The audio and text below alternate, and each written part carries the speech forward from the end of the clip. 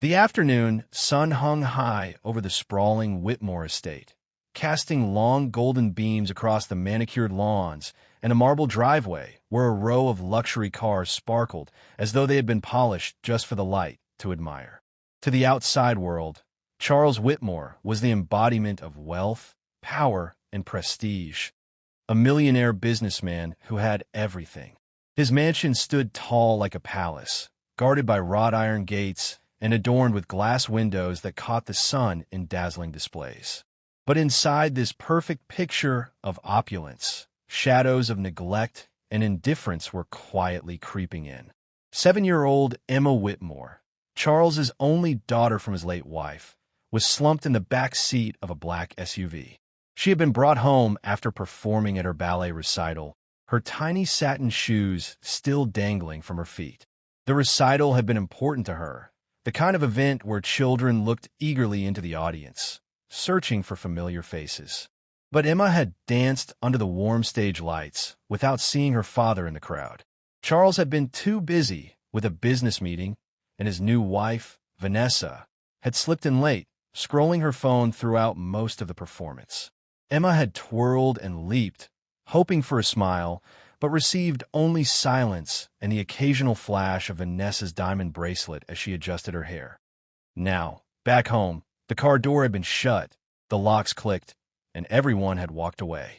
Charles rushed into the mansion, already on a call, his voice carrying the sharp tone of deals and negotiations. Vanessa, heels clicking against the driveway, carried shopping bags that jingled with luxury store tags. Neither looked back.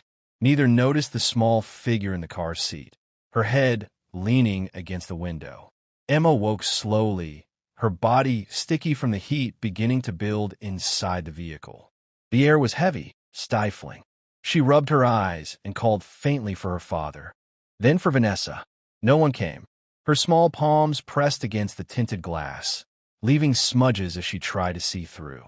Her breaths grew short, each one more difficult than the last. She tapped at the window, then knocked, her heartbeat quickening as panic swelled in her chest. Outside, life continued as though nothing was wrong. The gardeners trimmed hedges, the pool sparkled invitingly, and Vanessa stretched out on a lounge chair with her oversized sunglasses shielding her eyes. She sipped on iced tea, scrolled through her phone, and occasionally laughed at something on the screen. Not once did she think of Emma. In her mind, the child was a burden, a constant reminder that her husband's heart had once belonged to another woman. Inside the car, Emma's little world was shrinking. Her throat was dry, her forehead damp with sweat. She thought of her mother, the soft lullabies she used to sing, the gentle way she brushed Emma's hair, and the stories she told about angels always watching over her. Emma whispered to herself, "Mommy, I'm scared," her voice breaking. She didn't know how long she had been there. Time seemed to stretch endlessly when every second felt like a struggle for air. Meanwhile, Maria, the Whitmore family's longtime maid, moved quietly through her duties. She had been with the household since Emma was born and had loved the girl like her own. Maria had promised Emma's mother, on her deathbed, that she would always look after her, no matter what. She dusted the grand piano in the living room, folded laundry, and prepared fresh linens for the guest rooms. But through it all, one unsettling thought gnawed at her. Where was Emma? The little girl usually ran to her after school or after outings, telling her everything in excited bursts of chatter. Today, the house was silent. Too silent. Maria paused, frowning. She walked to the garden, peered by the pool where Vanessa was lounging, and asked, "Have you seen Emma?" Vanessa didn't even remove her sunglasses, only shrugged lazily and replied, "She's probably inside playing. Don't bother me." But Maria's instincts told her something was wrong. She searched the hallways, calling Emma's name, but there was no answer. She checked the playroom, the kitchen, even the back garden where Emma liked to chase butterflies. Nothing. Panic began to swell in Maria's chest. She stepped outside again, scanning every corner. That was when she noticed it. The faint outline of a small hand pressed against the tinted glass of the SUV. Maria's breath caught in her throat. She rushed forward, her eyes widening as she saw Emma's flushed face and trembling lips. The girl was knocking faintly, too weak to make much noise, but her eyes screamed for help. Maria pressed her hands against the window and shouted her name, but the glass muffled everything. She yanked at the car door. It was locked. She ran to the front, tried the driver's side handle. It too was locked. Panic surged like a wave, crashing over her. Emma's small body slumped further, her breathing shallow. Maria's own heart raced with fear. She pounded on the glass, yelling for someone to bring the keys, but the staff hesitated, afraid of angering Vanessa. From her lounge chair, Vanessa turned her head slightly, her voice dripping with annoyance. "What's all the noise? She'll be fine, Maria. Don't overreact." She returned to her phone, unconcerned. "Would you stay quiet and obey orders, or would you risk everything to save a child's life in that moment?" Maria's hands trembled as she looked back at Emma. She couldn't wait. She wouldn't wait. Not when a child's life was slipping away before her eyes. Maria's breath came fast as she stared at the small, weakened child inside the locked SUV. Emma's tiny fists no longer pounded on the window. Instead, her movements had slowed, her energy draining under the relentless summer heat.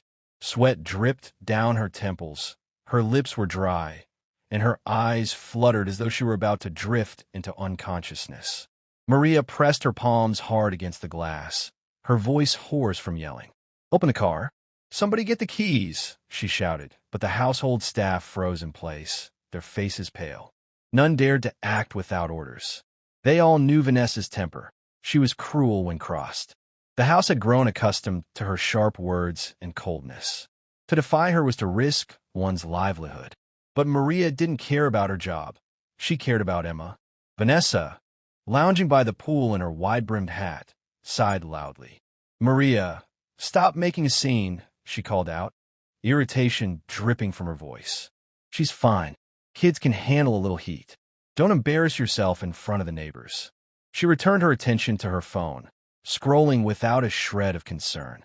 Maria's heart broke. She knew Emma couldn't wait. The child's breaths were growing weaker, her body slumping against the car seat. Maria banged on the window again, tears stinging her eyes. Every second wasted felt like a step closer to disaster. She scanned the driveway desperately, searching for anything she could use. Then her gaze fell on a large stone by the garden path. Her hands trembled as she picked it up. She hesitated for only a fraction of a moment. Then, with every ounce of strength in her body, she hurled it at the window. The sound was deafening. Glass shattered, spraying into the air like a burst of ice. Maria ignored the shards, slicing into her hands and arms as she reached through, unlocking the door and pulling Emma into her embrace. The girl's skin was burning hot, her breath shallow, but when she felt Maria's arms around her, she clung weakly to her neck. "It's okay, my angel," Maria whispered, tears streaming down her cheeks. "You're safe now. I've got you." She rocked the child gently, shielding her from the broken glass as she carried her away from the car. The commotion finally drew Charles out of the house. He ended his phone call abruptly as he stepped onto the driveway, his eyes widening at the sight of shattered glass, his maid cradling his daughter, and his wife lounging unconcerned nearby. "What happened here?" he demanded, his voice booming. Maria turned to face him, clutching Emma tightly. Her voice shook as she explained. "Sir, she was left in the car. She couldn't breathe. She was suffocating. I had to break the window. She wouldn't have survived." Charles's face went pale as he looked at his daughter, her cheeks flushed, her breaths weak and raspy. He reached out, his hands trembling, but Emma clung tighter to Maria, refusing to let go. That single act spoke louder than any words could.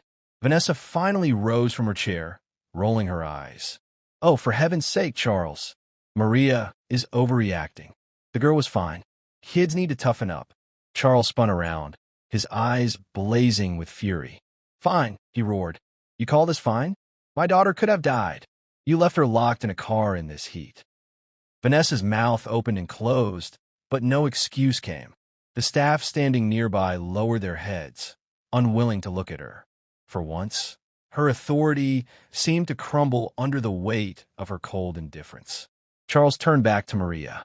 His voice softened, thick with emotion. "You saved her," he said, his eyes glistening with gratitude. If you hadn't been there, he couldn't finish the sentence. He didn't want to imagine it. Emma's small voice broke through the tension. She whispered weakly into Maria's ear, "She saved me, Daddy." Those words pierced Charles's heart like an arrow.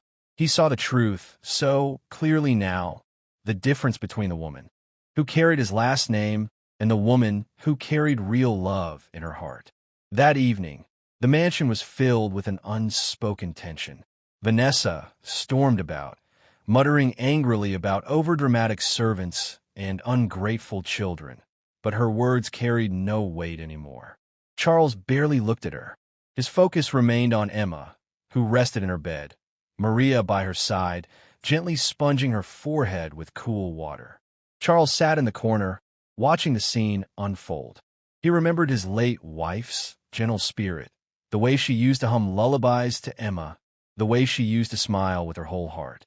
For years, Maria had been more than a maid. She had been a guardian, a second mother, a silent angel watching over his daughter. And tonight, she had risked everything, even her job, to save Emma's life. Hours later, when Emma finally drifted into a peaceful sleep, Maria tucked the blankets around her and whispered a quiet prayer. She turned to leave the room, only to find Charles standing at the doorway. His eyes were red, his face solemn. "Maria," he said quietly, "I owe you more than I can ever repay. You didn't just save my daughter today. You reminded me what it means to truly care, to truly love. I've been blind, distracted by money, by appearances, by Vanessa's lies. But I see clearly now." He took a deep breath. "I promise you, things will change in this house. Emma will never be neglected again, and I will never forget what you did for her." Maria's eyes filled with tears, but she simply bowed her head.